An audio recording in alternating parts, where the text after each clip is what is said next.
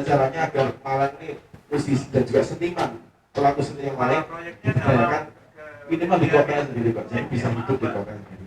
Mungkin salah satu mungkin kemarin sudah program dari untuk Malang seperti kedatangan BTS memberdayakan musisi Malang untuk dapat penghasilan di sana, walaupun mungkin hanya sekedar ya itu aja, tapi yang penting sudah ada ya baik dari Pemprov Kota Malang seperti itu.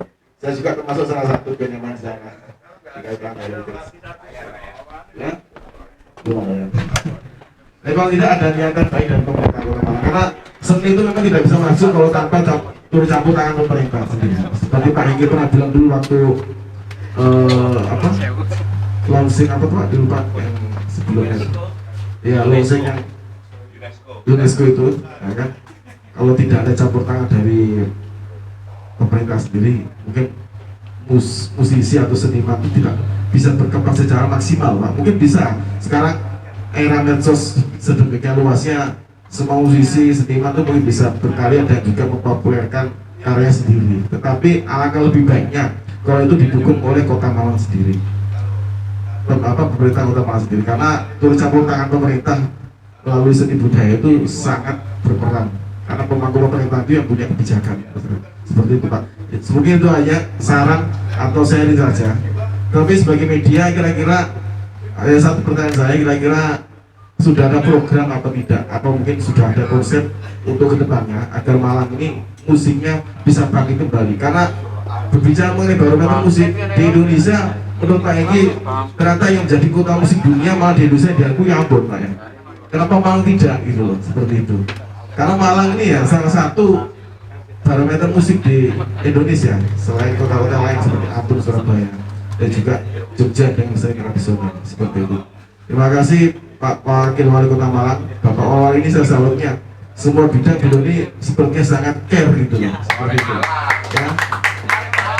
Beliau di olahraga juga sangat care, di tinju, saya kan pengurus Asosiasi Petinju Indonesia, di seni juga beliau juga sangat support seperti itu. Riano, ini mang musisi Malang wis bangkit. Sudah bangkit. Bisa ya bangkit. Iya, benar. Mungkin sampean anu ya. Ini mau terus. Ya, ya, saya juga mengamati Mas, saya juga media. Jadi saya selain musisi saya juga media mengamati. Nah, lebih dikubur gitu loh Mas. Karena saya pengennya Malang itu musisinya atau senimannya itu di luar terkenal sebagai itu loh, Mas Wahyu itu kok Malang gitu loh, di Indonesia Malang Mas, Malang yang kita bawa gitu seperti itu. Jadi pengennya untuk membagi istilahnya itu kan nanti efeknya juga bisa menyeret musisi-musisi lain yang masih muda-muda itu loh, jadi mereka bisa lebih semangat karena banyak ternyata di Malang ini sinar-sinar masih berkreasi seperti itu. Jadi pengennya Malang ini lebih di gaspol gitu seperti itu Pak. Matur Pak Egi dan juga Bapak Sofian Edi. Wassalamualaikum warahmatullahi wabarakatuh.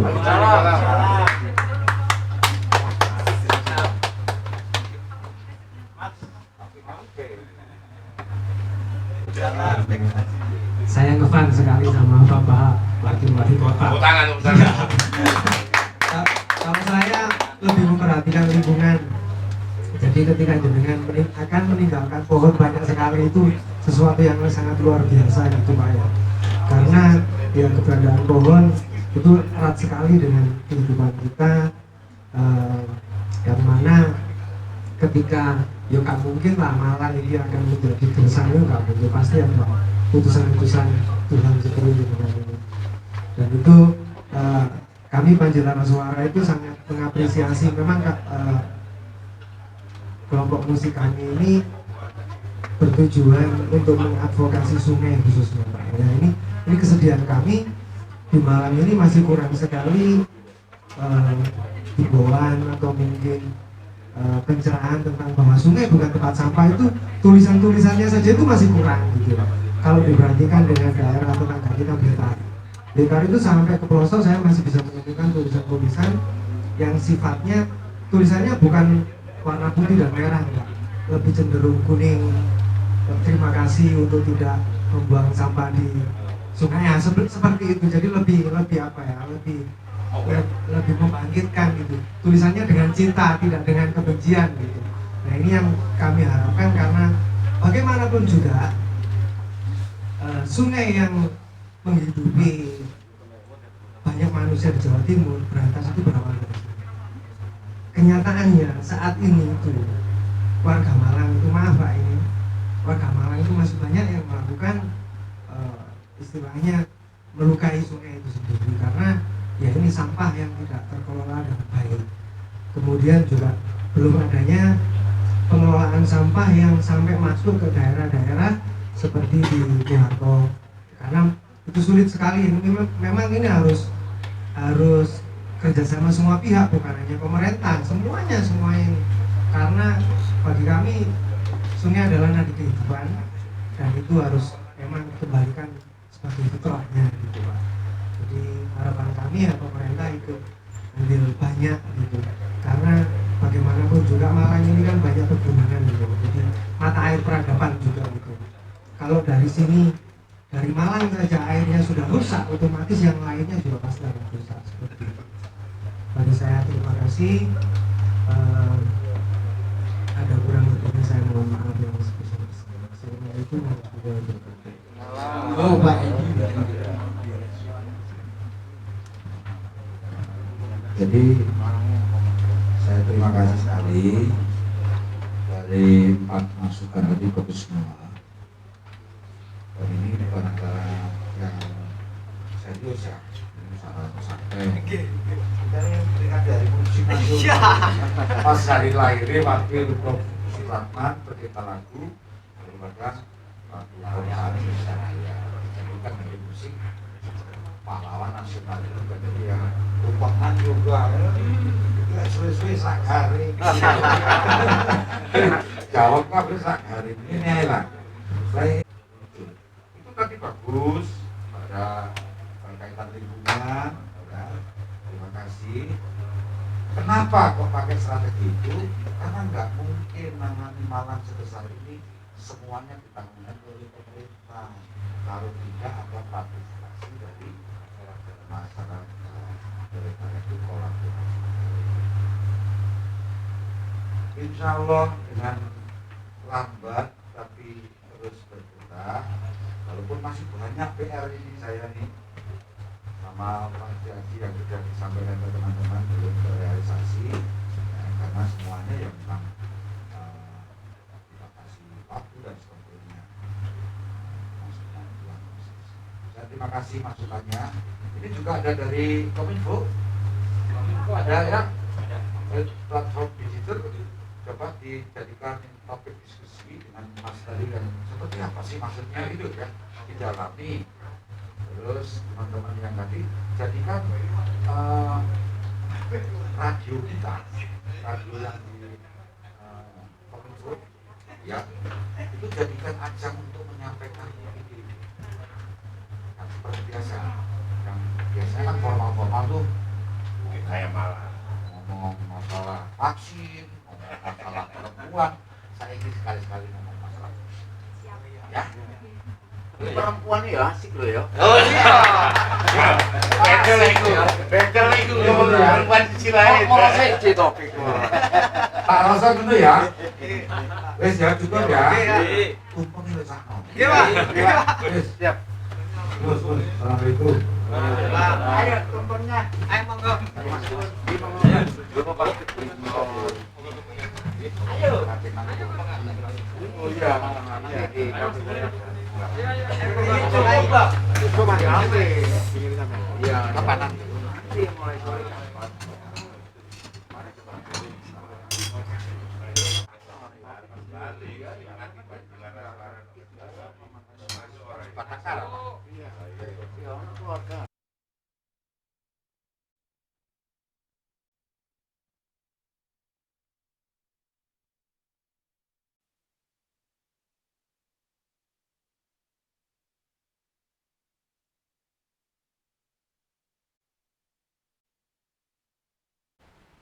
Tadi kelahiran juga Bapak Wakil Ketua Supratman sebagai pengarang daripada lagu kebangsaan Indonesia Raya yang mana sudah ditetapkan sebagai Hari Musik Nasional. Saya berkunjung ke Museum Musik Indonesia ini.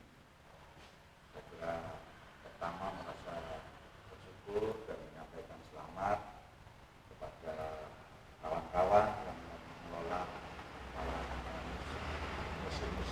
Indonesia Pak Edi dan kawan-kawan, sekaligus menyampaikan ucapan terima kasih yang mana kerja kerasnya, kepeduliannya, opennya terhadap hal-hal yang terkait dengan seni musik ini akhirnya bisa mewujudkan sebuah museum terkait dengan museum musik Indonesia.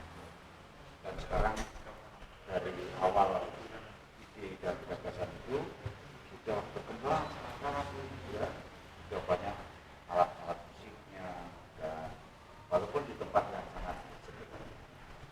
Saya kira ini juga aset yang tak ternilai, sementara tadi saya katakan sebagai hal yang mewah ya, yang sangat berharga bernilai, sehingga kita perlu menyampaikan terima kasih.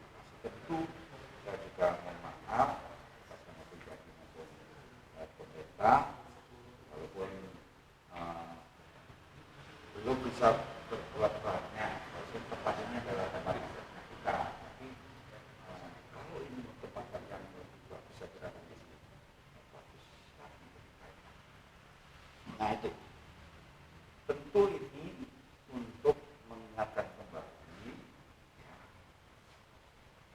kita semua warga Malang, apakah pecinta musik maupun masyarakat yang lain, kita pernah mendapatkan satu peringkat bahwa Malang ini dijadikan barometer musik rock tanah air. Barometer itu adalah alat ukur. Nah, maka pada saat itu memang kita merasakan bahwa seluruh stakeholder terkait dengan musik rock di Malang ini betul-betul memberikan support dan dukungan. Pelaku, pemain musik, berikan karya-karya terbaik. Kemudian pecinta musiknya ketika menyaksikan satu pagelaran pun bisa berjalan baik, tertib, dan mempunyai kualitas penilaian terhadap musik yang cukup bagus dalam bentuk apresiasi. Masyarakatnya mendukung sebuah kegiatan yang dilakukan di Malang tersebut. Pelaku usahanya memberikan support dalam bentuk support. Penyelenggara ya, daripada pagelaran itu juga perannya sangat besar. Pemerintahnya juga memberikan tempat dan kesempatan kepada pelaku kegiatan pagelaran, sehingga ekosistem terbangun pada saat itu ya. Nah, saya kesini untuk mengingatkan kembali, alhamdulillah pelaku musik sekarang sudah mulai ya bangkit, mulai ada ide gagasan yang kita bisa fasilitasi. Alhamdulillah di Malang Heritage ada momen, ada kesempatan, ya saya ingin pandemi ya. Tapi mereka sudah bisa menampilkan karya-karyanya ya, yang baik untuk diikuti pada masyarakat. Dan tentu itu tidak bisa berhenti di sini, karena masih banyak hal yang harus disiapkan, yang harus diwujudkan, supaya apa yang pernah diraih barometer musik rock itu bisa kembali ya, kita capai di masa-masa yang saya tadi banyak masukan daripada teman-teman pelaku musik yang ada di kebetulan datang ke Museum Musik Indonesia ini. Masukan-masukannya sangat bagus karena apa? Dikaitkan dengan era kekinian. Jadi sekarang ini menyampaikan sebuah karya musik itu bisa langsung ya dinikmati oleh masyarakat dengan kekuatan dan segala. Tetapi yang tidak kalah pentingnya adalah platform digital itu disiapkan juga ya untuk bisa para pelaku musik dan seniman ini juga mendapatkan ya, nilai manfaat daripada karya seni. Hal semacam ini tadi yang saya terima sebagai sebuah masukan. Tapi saya menangkap spiritnya pelaku musik dan seniman musik bangkit untuk bergerak di Malang.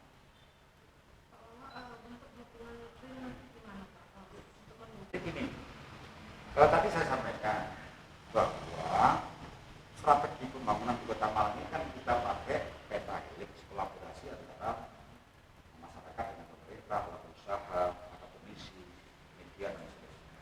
Sering kita sampaikan.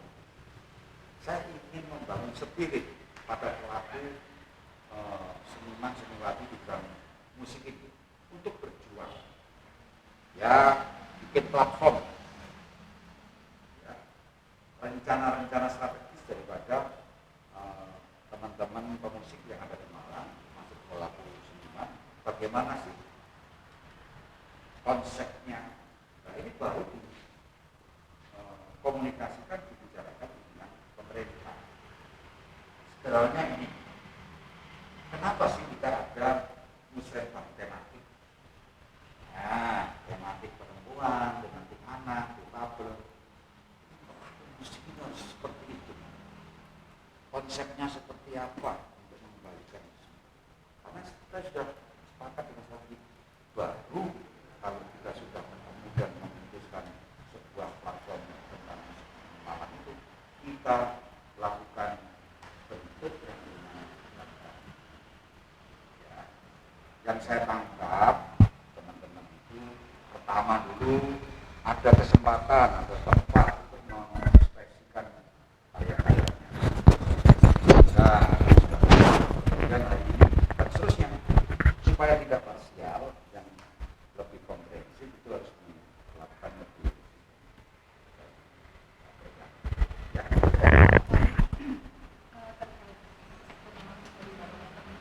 Sebetulnya banyak, tetapi secara garis besar kalau sebuah grup band ataupun vokalis ataupun pemain yang bagus ketika tampil di Malang, masyarakat Malang bisa menerima, bisa memberikan apresiasi, sukses. Biasanya di tempat lain termasuk di Indonesia sukses, ya gitu. Tapi tidak sedikit grup band, termasuk vokalis yang akhirnya tidak mampu berkembang karena nilai oleh publik Malang tidak berhasil. Sehingga yang namanya penonton pada waktu itu mampu mengikuti dan itu dilakukan dengan fair ya, dengan bagus, dengan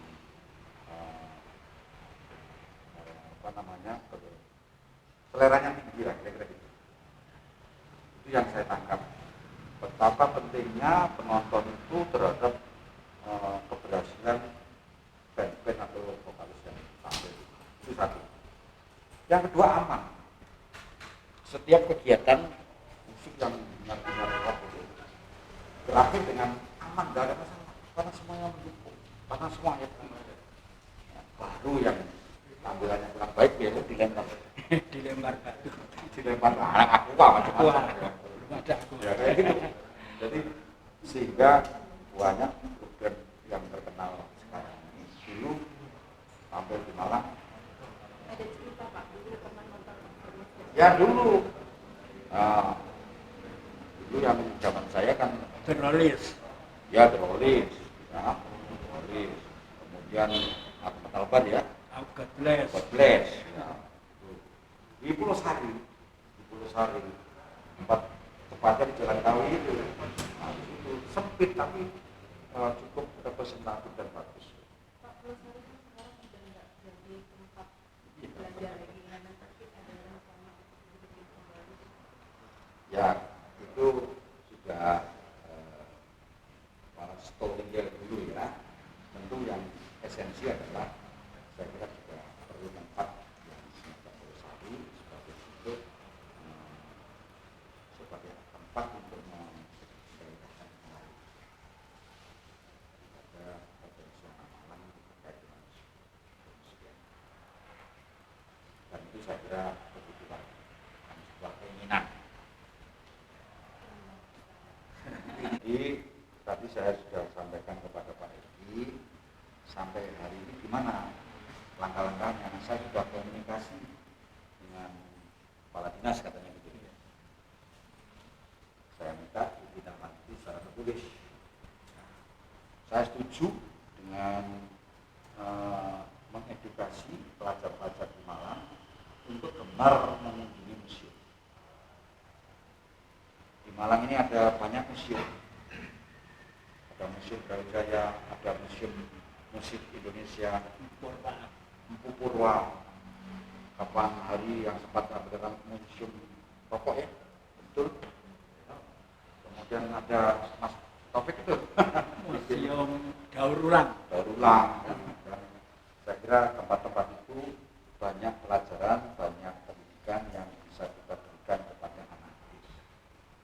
Dan itu kalau dilakukan setahun sekali ya, jadi sekolah-sekolah yang ada di Malang sangat banyak manfaat yang diterima oleh peserta. Yang kedua, yang tidak kalah pentingnya adalah keberlangsungan daripada museum ini bisa semakin baik. Karena apa? Semuanya hanya berangkat dari rasa senang. Akhirnya muncul yang namanya museum rasa senang yang kuat. Butuh kesertaan, peran serta dari semua. Ada aspek edukasi, ada aspek keberlanjutannya, dan untuk jangka panjang ini menjadi daya tarik tersendiri bagi Kota Malang untuk bisa menghadirkan daripada masyarakat tidak saja di Nusantara, tetapi juga gitu kan? Artinya Pemkot mengupayakan ya Pak untuk program ini. Dan saya mendukung kegiatan berkunjung ke museum-museum yang ada di Malang, ya. Ya, itu saya kira. Ya.